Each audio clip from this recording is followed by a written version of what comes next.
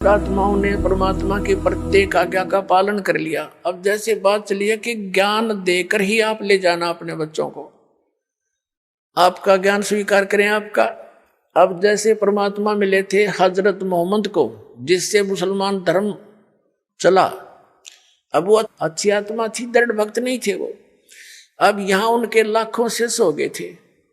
परमात्मा उनको आए मिले, जैसे वो अपने विधान अनुसार अच्छी आत्माओं को मिलते हैं। गोता मारूं स्वर्ग में जा बैठूं पाताल, कह कबीर में खोजता फिरूं ढूंढता फिरूं अपने हीरे मोती लाल।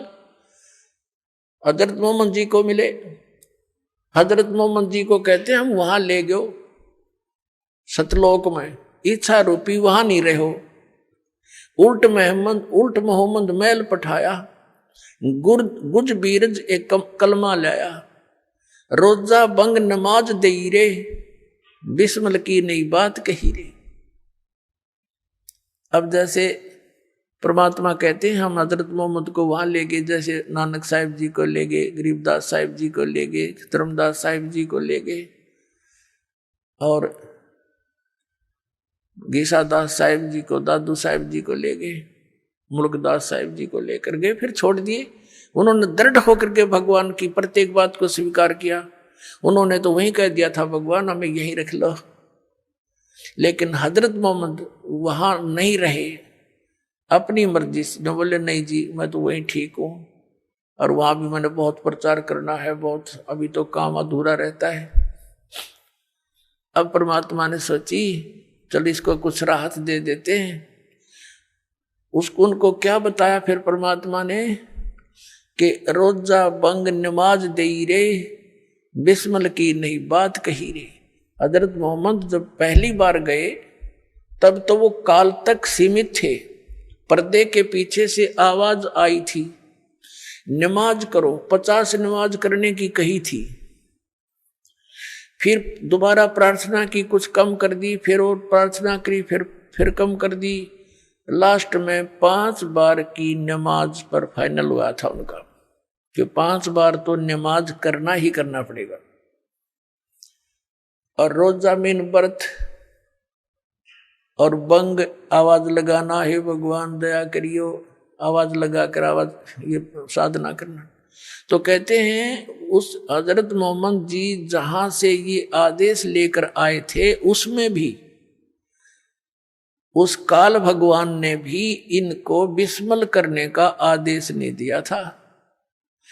क्या बताया है कि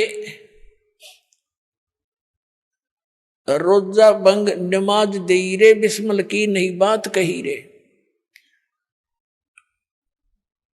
और फिर क्या बताते हैं कि एक बार हजरत मोहम्मद जी ने अपने आत्माओं, जैसे आप देखते हो ना चुंबक के साथ किसी लोहे के टुकड़े को लगा दिया जाए कुछ समय के लिए, वो भी अस्थायी चुंबक बन जाता है, लेकिन वो स्थायी नहीं होता, कुछ देर के बाद उसके गुण धर्म समाप्त हो जाते हैं।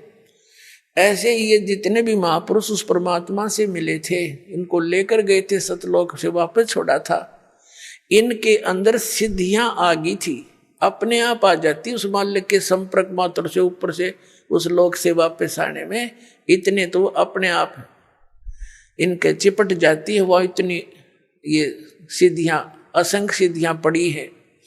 तो वहां से जब ये वापस आया, हजरत मोहम्मद में सिद्धि आ गई, वचन में भी सिद्धि होगी।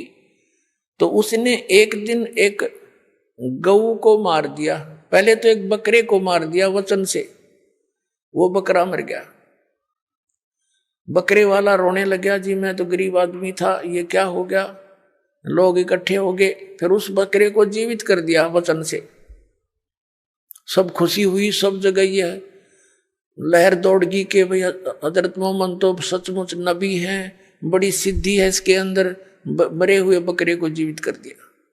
उनकी बहुत दूर तक बातें फैल गई, और उनके अनुयायी थे जगह जगह ये चर्चा करने लगे। लोगों ने ऐतराज किया, क्योंकि विरोधी बहुत थे। उन्होंने कहा भी हम जाने, जब जाने गऊ मार के जीवित कर दे, हमारे सामने कर। तब हजरत मोहम्मद ने वो गऊ, सब इकट्ठे हो गए आसपास के लोग, वचन से वो गाय मार दी, वो मर गई। अब उसको जीवित करने का समय आया, वह जीवित नहीं हो पाई। तब परमात्मा कहते हैं कि तब हम मोहम्मद याद किया रे, तब हजरत मोहम्मद ने मुझे याद किया।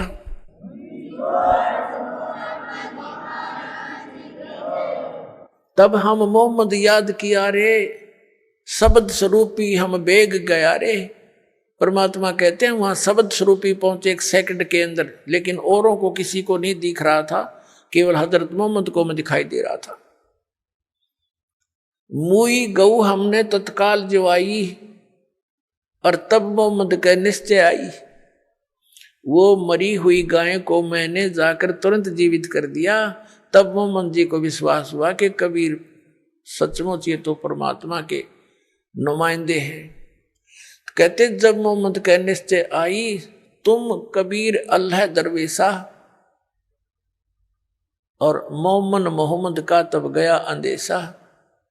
फिर क्या बताते हैं कि नबी मोहम्मद नमस्कार है, राम रसूल कहाया, 1,80,000 को सौगंध जिन नहीं कर चलाया।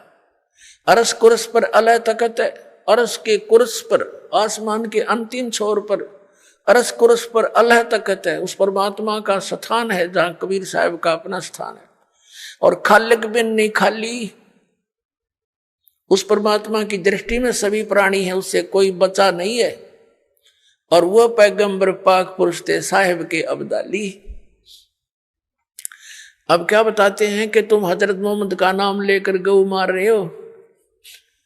ये गऊ जो मनाते हो वो दिन, जिस विशेषकर गऊ काटते हो, तो उन्होंने गऊ शब्द से मारी थी, शब्द से जीवित कर दी थी, क्योंकि लोगों ने ये सोचा था कि हजरत मोहम्मद ने जीवित कर दी। तो उसके लिए फिर कहा कि मारी गऊ शब्द के तीरम, वचन के तीर से मार दी। और ऐसे होते मोहम्मद पीरम, वो मोहम्मद पीर ऐसे थे। और शब्द फेर जवाई, अंसा राख्या गोसत नहीं बाखा, ऐसे पीर मोहम्मद भाई। अब परमात्मा देख आप पे तो सारा काम करे, फिर उसको शाबाशी दे रहे हैं। अरे हजरत मोहम्मद तो ऐसे महापुरुष थे, उन्होंने वचन से गाय मारी थी और वचन से जीवित कर दी। मांस नहीं खाया उन्होंने, जीव की रक्षा करी, और तुम मांस खाते हो उनकी आड़ में। तो उसके लिए कहते हैं वो पैगंबर पाक पुरुष थे साहिब के अब्दाली, वो महापुरुष थे, पवित्र आत्माएं थी। तुम उनके जब में ये पाप करते हो खुद और नाम लेते हो उनका। नबी मोहम्मद नमस्कार है, राम रसूल कहाया। वो तो आदरणीय महात्मा थे, महापुरुष थे, और परमात्मा के नबी कहलाए। और 1,80,000 को सौगंध, उन कसम है, उन 1,80,000 मुसलमान बने थे जो उनके सीधे शिष्य थे, उन्होंने कर चलाया। उन्होंने ये जुल्म नहीं किया जो तुमने शुरुआत कर रखी है। और कहते हैं अर्श को उस पर अल्लाह तकत है, खालिक बिन नहीं खाली। और वो पैगंबर पाक पुरुष थे साहिब के अब्दाली, वो तो पवित्र आत्माएं थी, उस परमात्मा की कृपा पात्र थे। तो इस प्रकार परमात्मा ये कहना चाहते हैं कि ज्ञान से ही हम वहां ले जाएंगे। अब जैसे हजरत मोहम्मद को ले गए, वो दृढ़ नहीं थे, अच्छी आत्मा अवश्य थी, मिले भगवान सब अवश्य, लेकिन वहां नहीं रहे। और ये देख कौड़ कहानी बिगड़ गई उसके बाद यहाँ पर। तो इस प्रकार इस ज्ञान से ही हम सतलोक जाएंगे, क्योंकि हमें ये दृढ़ विश्वास होगा कि जो ये ज्ञान दिया जा रहा है ये ओनली इस दास का नहीं और केवल एक बनावटी इतिहास का नहीं, ये स्वयं गॉड गिवन परमात्मा ने आकर बताया और फिर अपने गवाह बनाए, सतलोक ले जाकर वापस छोड़ा उनको।